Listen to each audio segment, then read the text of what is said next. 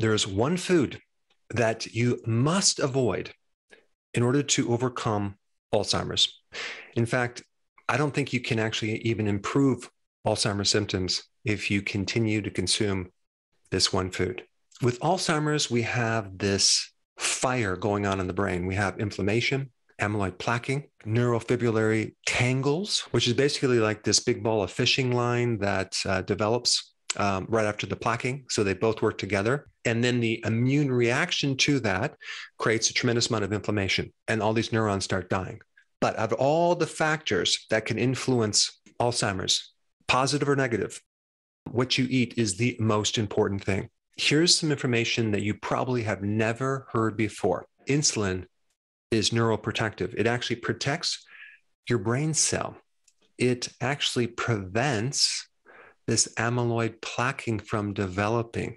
And it also prevents the accumulation of those tangled type fibers that I just mentioned. There's even therapies that certain doctors use called intranasal insulin sprays, where they actually spray insulin up your sinuses so they go right into the brain. And it's been proven that it increases memory and the ability to learn.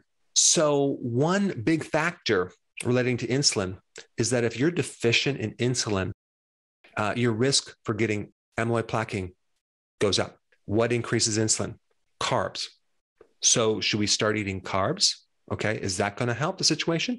No, because carbs raise blood sugars, and people with high blood sugar, like diabetics, have a much higher risk of getting Alzheimer's. So this is confusing because carbs increase insulin, and that should naturally prevent you from getting Alzheimer's, but it actually causes Alzheimer's. This is why some people coin the term type 3 diabetes is Alzheimer's. Okay, here's the missing information. When you increase insulin, you instantly create resistance. The body starts to protect you against this excess insulin, and it leads to insulin resistance, okay? When you have insulin resistance, you actually have a deficiency of insulin inside your cells. So more insulin creates a deficiency of insulin. Sounds strange, sounds counterintuitive, but now you know why. Because the body forms this protective mechanism, which is insulin resistance. And as far as how this relates to Alzheimer's, you have the blood-brain barrier, okay, that can actually be resistant to insulin. Now, even though the brain does make a little bit of insulin, majority of the brain's insulin is dependent on what's happening throughout the body. So just as a diabetic develops insulin resistance throughout the body, the brain can also develop insulin resistance as well, especially in the blood-brain barrier.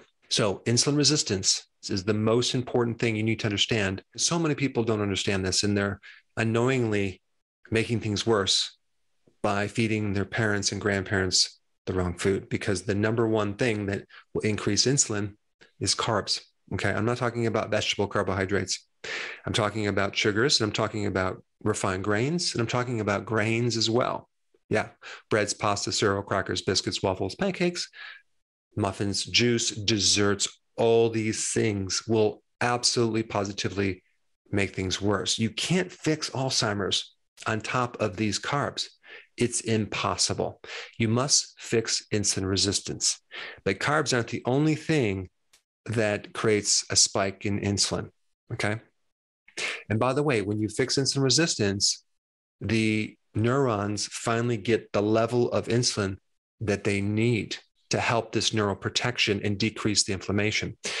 Now, carbs in general, especially in the refined form and sugars, create a tremendous amount of inflammation too in the brain. That's in addition to the insulin problem. All these carbs also create a lot of mitochondrial damage, okay, which destroy the mitochondria, which is the energy to the neuron itself, and also at the same time creating a lot of oxidation and free radical damage, and a lowered ability to deal with that, because consuming a lot of sugars and refined carbs decrease your antioxidants.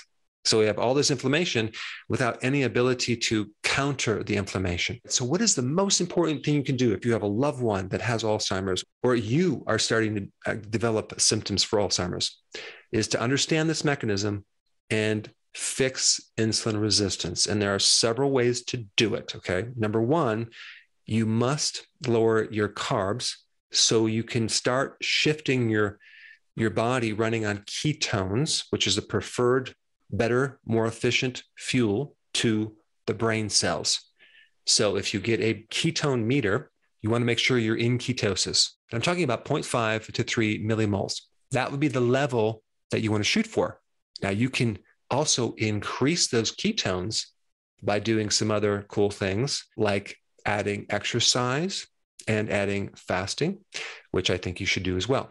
But the point is, if there's damage in the brain from this insulin problem and this glucose problem, thank goodness there's another pathway. You can actually start feeding the brain cells. So any patient who has Alzheimer's must be feeding their brain cells ketones if they want any chance of turning things around. Okay, so that's number one, getting on the ketogenic diet. The next thing you need to know about insulin resistance to be able to fix it is that the frequency of meals, okay, the more times you eat and snack, the more you're going to raise insulin, okay?